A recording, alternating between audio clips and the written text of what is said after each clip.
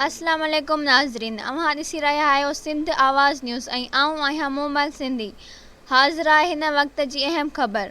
दौलतपुर सफ़न में पर्सराव नमूने गुम थियल शागिर्द जो को बि पतो न पियो। वारसन पारां संदसि ॻोल्हा में मदद लाइ रैली कढी वई। ॻोठ फैज़ मोहम्मद पली वासी 8वीं क्लास जे शागिर्द 13 वरनि जे हबीबुल्ला वलद सिकंदर अली पली जे मुबैना गुम थियण ते संदसि वारसन रसूल बख्श पली, जान मोहम्मद पली ऐं ॿियनि जी अॻवानी में रैली कढी वई। उन मौक़े ते मीडिया सां ॻाल्हाईंदे हुननि चयो त असांजो छोकिरो गुज़िरियल ॾींहुं सुबुह जो दौलतपुर सफ़न शहर जे प्राइवेट इन्वेटर पब्लिक स्कूल में पढ़ण लाइ वियो हो, जेको वापसि घर न अची सघियो आहे। हिन जो त काफ़ी ॻोल्हा बावजूदि संदसि किथां बि ॾस पतो न पइजी सघियो आहे, जंहिं करे वालिदैन समेत पूरी बिरादरी सख़्त परेशान हाल आहिनि। हिननि जो त हद जे थाणे ते शागिर्द जे गुम थियण जी रिपोर्ट दाख़िल पिणु कराई आहे, पर हिन महिल ताईं पुलिस को बि तहरुक न वरितो आहे। शक आहे त शागिर्द खे अगवा कयो वियो आहे। हिननि आला इख्तियारनि खां शागिर्द जे ॻोल्हा में मदद जी अपील कई आहे। स्कूल पहुतो आहे न मोटी घर पहुतो आहे। असीं ॾाढा परेशान आहियूं। हिन असांजे वस वारनि खे सभिनि खे अपील आहे त हिन केस जी चङा जांच करे असांजे हवाले नंढिलो कयो वञे। असीं तमामु परेशान आहियूं, सॼो ॻोठु परेशान आहे, सॼो घरु परेशान आहे। हीउ दर्द हर वालिदैन साहिब औलाद सम्झी सघे थो त हीउ केतिरो दर्द आहे। औलाद छा हूंदो आहे इहो हर इंसानु ॼाणे थो। असीं मिसकिन माण्हू आहियूं, असीं मज़दूर माण्हू आहियां।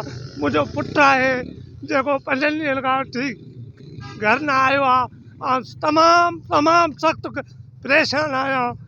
न राति जो निंड आहे, न खाइण आहे, न पीअण आहे ऐं तमामु परेशान आहियां।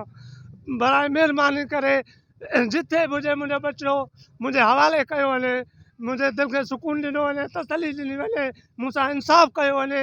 ऐं इंसाफ़ लाइ हर वस वारे खे ॿाहूं ॿधी अपील थो करियां त मुंहिंजी मदद कई वञे, मूंसां इंसाफ़ु कयो वञे। मुंहिंजो बचिड़ो किथे आहे? मूंखे हिकु ई पुटु आहे, मूंखे ॿी औलाद ई न आहे। मुंहिंजी मदद कई वञे, मुंहिंजी ख़ुदा ताला मदद कई वञे। ऐं तमामु मिसकिन माण्हू आहियां, मज़दूर माण्हू आहियां। हर माण्हू दौलतपुर जो ॼाणे थो त मुंहिंजी कंहिंसां दुश्मनी, ज़ाती कंहिंसां को फॾो फसाद कुझु बि न हूंदो। इंशाअल्लाह मूंखे कुझु बि न मिलंदो हिन मिसकिन जे बाबति। बहरहाल मूंसां इंसाफ़ु कयो वञे ऐं अपील थो कयां पंहिंजे बस वारनि सभिनी खे ॿाहूं ॿधी, मीडिया वारनि जी महिरबानी सभिनि जो थोराइतो आहियां। मूंखे मुंहिंजे हवाले मुंहिंजो बचो कयो वञे ऐं सभिनि खे इहा अपील थो करियां जंहिंजो जेतिरो वस लॻे जल्द खां जल्द मुंहिंजे हिन ॻोठ खे मुंहिंजे घर खे सुकून ॾिनो वञे। असीं तमामु परेशान आहियूं, तमामु जेको आहे सो बेअंदाज़ परेशानी हाल आहे असांजो। असांजी मदद कई वञे। असां हुननि खे अपील ॾियणु चाहींदा असांजी तमामु खां तमामु जेतिरो जल्द थी सघे असांजे हवाले असांजो बचो कयो वञे। हबीबुल्ला पली को बि तहरुक न वरितो आहे, न DSP न SHO हिन जे कंहिं बि माइटनि सां कंहिं बि राब्तो न कयो आहे, न उन्हनि खां पुछियो आहे त भाउ तव्हांजो छोकिरो किथे आहे, मिलियो अथव न मिलियो अथव। जीअं NC कटराई आहे उन्हनि कंहिं बि तहरुक कंहिं बि इंतिज़ामिया न वरितो आहे, न SSP नवाब शाह, न DIG नवाब शाह, न IG सिंध, न SHO दौलतपुर, न DSP दौलतपुर। कंहिं बि माना तहरुक न वरितो आहे, कंहिं बि वालिदैन सां राब्तो न कयो आहे हिन वक़्त ताईं। वालिदैन बेयारो मददगारो फिरंदा था वठनि, पंहिंजे हुन को किथां पुछा कंदा था वठनि, पर केर बि कोन थो ॾिस ॾिए। ऐं असांखे ख़दशो आहे त छोकिरो असांजो अगवा कयो वियो आहे ऐं किथे हुनखे मारियो न वियो हुजे।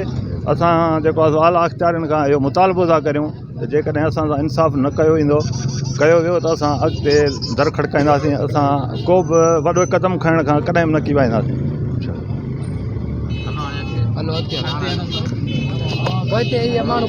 स्कूल जे लाइ आयो ऐं तक़रीबन अॼु 5 ॾींहं 6 ॾींहं वापसि न मोटियो आहे।